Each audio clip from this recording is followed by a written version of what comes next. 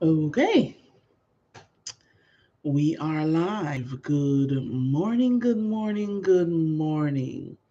I'm Jasmine Gordon, and I stopped by here this morning to share with you few reasons why resumes are being rejected.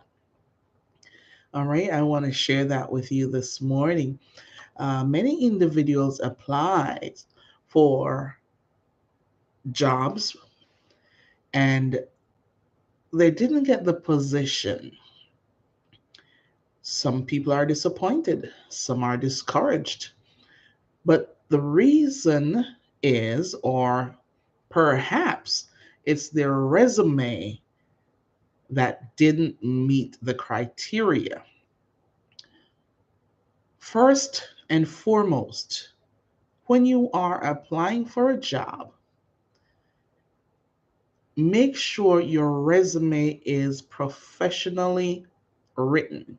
One, I will get there in a few minutes. I just jumped ahead. But make sure you read carefully the details. Read carefully the information that's been asked of the applicant by the employer. When a job listing is posted, there's always a specific criteria. Make sure you read what that is. You may be looking for a change in career. You may be looking for additional income. You may be looking for another job. You just want to change or you want something additional. Don't just rush through the applications. Just don't rush through it without reading what's been requested. So, first thing, please pay attention to what's being asked of you. Did the employer specifically say no experience needed? Or did he or she say years of experience needed and can be a deal breaker? Did you see that? Yes or no? Or you didn't take the time to look? Okay. For example, if the position is posted for a criminal lawyer and you are a real estate lawyer, should you apply for that position? No. Although you are a lawyer, as a real estate lawyer, you are not equipped to handle criminal cases. So you wouldn't want to apply for that position. Another example, you are an English teacher. An employer is looking for a woodwork or Spanish teacher. Should you apply? No, that's not your specialty. Maybe you can speak a little Spanish, but not fluently, not enough to teach. English is your lane, stay in that lane. All right. Another example, a company is looking for a plant project manager with 4 years experience. Your resume says you've been a cashier, a Uber driver, a manager for a fast food restaurant, and a customer service representative for 15 years at a major car dealer. Does that sound, does that resume have what's been requested? It didn't mention anything about being a manager or a project manager. So, an employer looked at that resume, he's going to reject it. Why? It did not reflect what he's looking for. Okay, so you may see me look up and down. That's because I'm looking at my notes here. I want to make sure I cover everything. All right, even though your resume has been rejected, that doesn't mean you're not qualified for a job. That same company that rejected your resume for the project manager may be looking for a driver to transport their workers to and from work. Now, here is where your driving skills come in. Now is where you can put your Uber driving on your resume. Avoid putting skills on the resume that's not relevant to the position being posted. Okay. If Here's another example. If a company is looking for an experienced graphic designer to design a website, marketing tools such as flyers, business cards, etc. But you are an experienced fashion designer. You design apparels, you design bags and shoes. Unless you are experienced in graphic designing, do not apply for that job. Even though you are a designer, that's not the type of designer or the kind of designer that they're looking for. When an employer said no experience needed, it simply means it doesn't matter if you have knowledge of that thing or experience in that position in that field, they will train you. It will be an on the job training. So if you are a Uber driver or a cashier and they're posting a job for administrator or project manager, you can apply because they will train you in that field. They will train you to cover that position. All right. So, with that being said, if they specifically stated that experience is needed and you have never worked in that field before, your resume will be rejected. So, pay attention, focus on the relevant information, focus on the details of what they're asking for. But let me say this, however, if your resume is being rejected, doesn't mean you're not a good person. It doesn't mean you're being discriminated against. It doesn't mean that you're not qualified or you're overqualified. It simply means that what the employer is looking for at that time, it did not reflect on your resume. So the resume will be rejected. This is why it is imperative for you to pay keen attention to the requirements for the position posted and save yourself the rejection.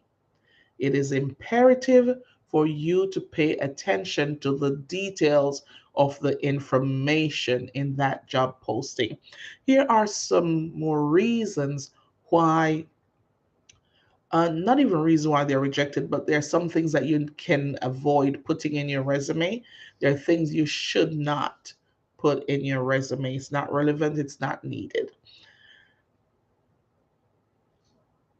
First and foremost, I may have said this before, but just in case I didn't, get your resume professionally written. Get your resume professionally done.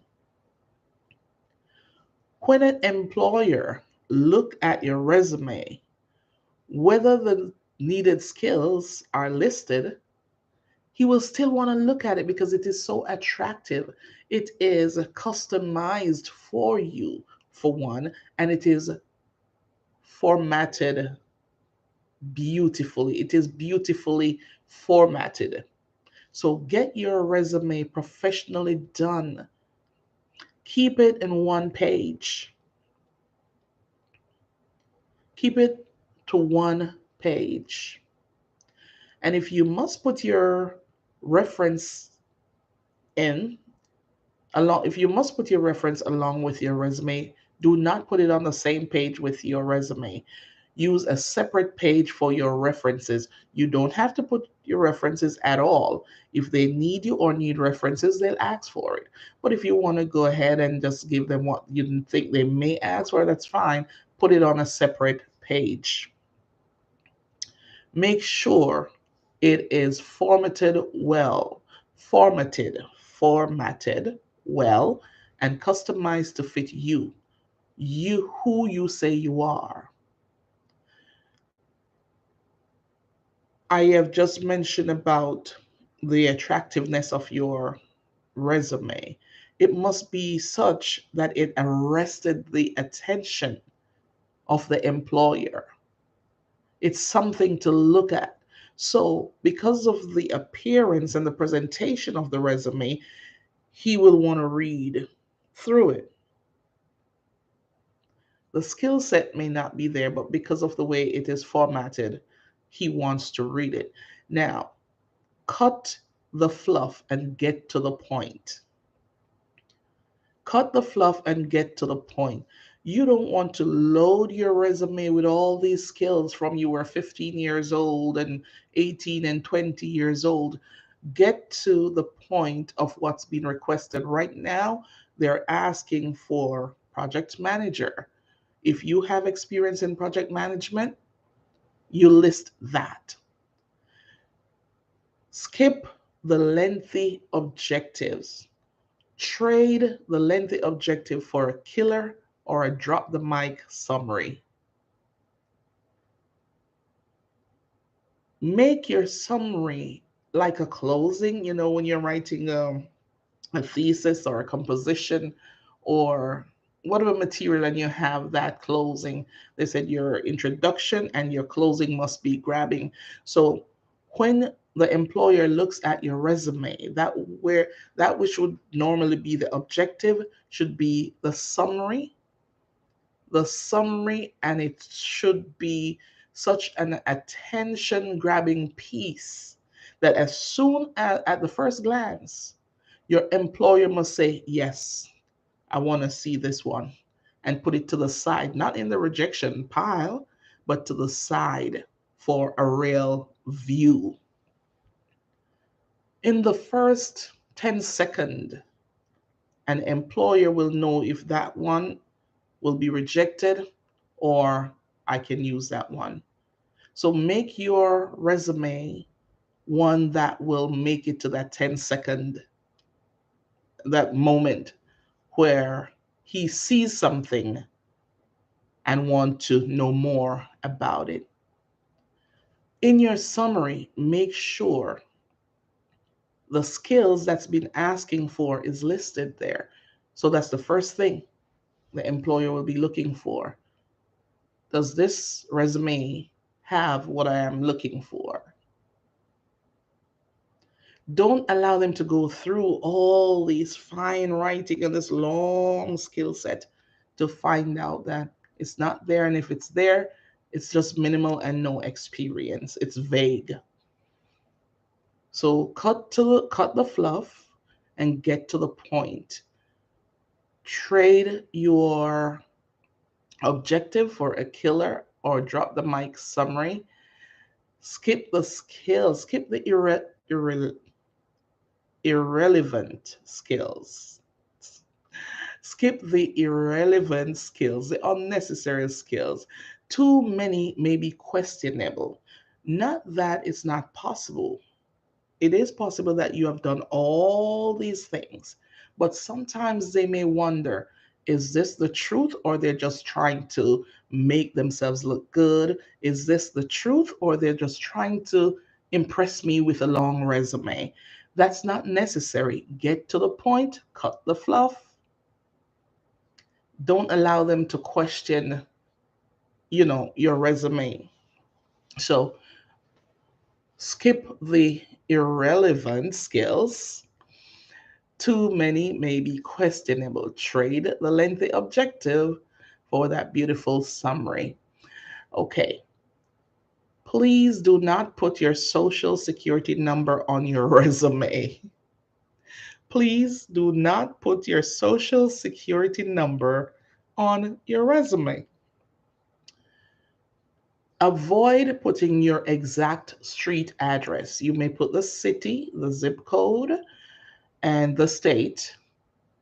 You never know whose hand that resume may fall in. All right. Avoid putting your age, your date of birth. Don't, it's not necessary on a resume.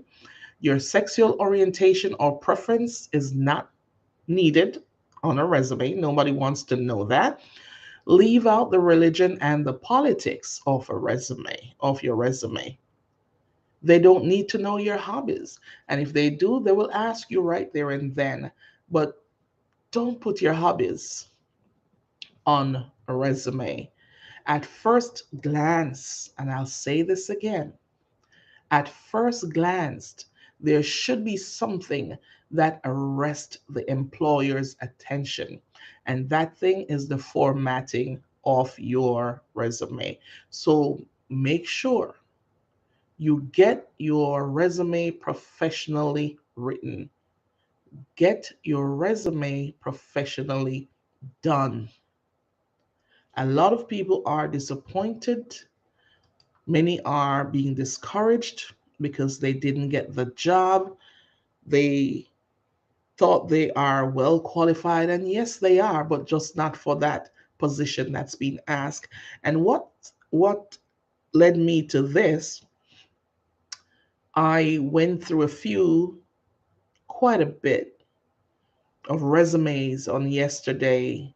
Matter of fact, in the past few days, and I've seen some beautiful resumes, but I have to reject 95%, 98% of them. I had to reject 98% of them. I wish I was at liberty to show you that one with that beautiful formatting, and there's one that is like, what is this?